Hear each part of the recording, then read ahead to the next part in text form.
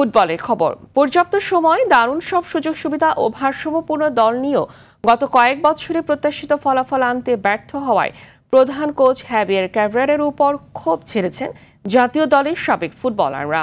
হংকংয়ের বিপক্ষে একাদশ নির্বাচন, ফরমেশন ও পরিকল্পনা নিয়েও প্রশ্ন তুলেছেন তারা। এমন বাস্তবতায় বাফুফেকে হ্যাভিয়েরের বিকল্প খোঁজার পরামর্শ এসেছে। বিস্তারিত মাহফুজুল ইসলামের রিপোর্টে।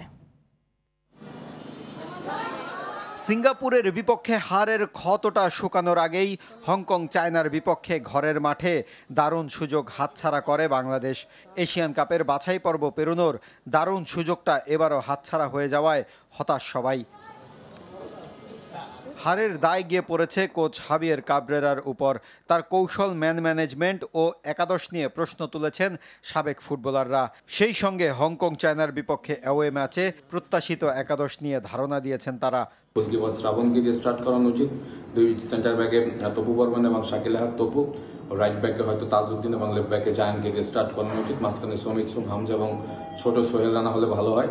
সামনের দিকে হয়তো ফাহমিদুল, রাকিব এবং মুরসালিনকে দিয়ে স্টার্ট করলে আমার কাছে মনে হয় যে ভালো হবে।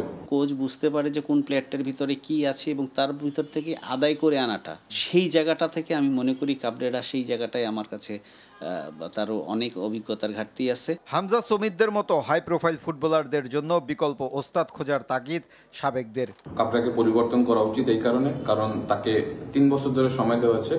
বাংলাদেশের ফুটবলের তেমন কোনো ইম্প্যাক্টেড ফুটবল সে দেখাতে পারেনি এবং তার যে কৌশলগত যে প্রবলেম রয়েছে সেই কারণেই কিন্তু ম্যাচের পর ম্যাচ বাংলাদেশ ভালো করতে পারছে না। কারণ এই মুহূর্তে যে জাতীয় দল রয়েছে সেখানে একজন হাই প্রোফাইল ভালো কোচ হলে আমার কাছে মনে হয় যে দলটা অর্গানাইজ হতে পারবে।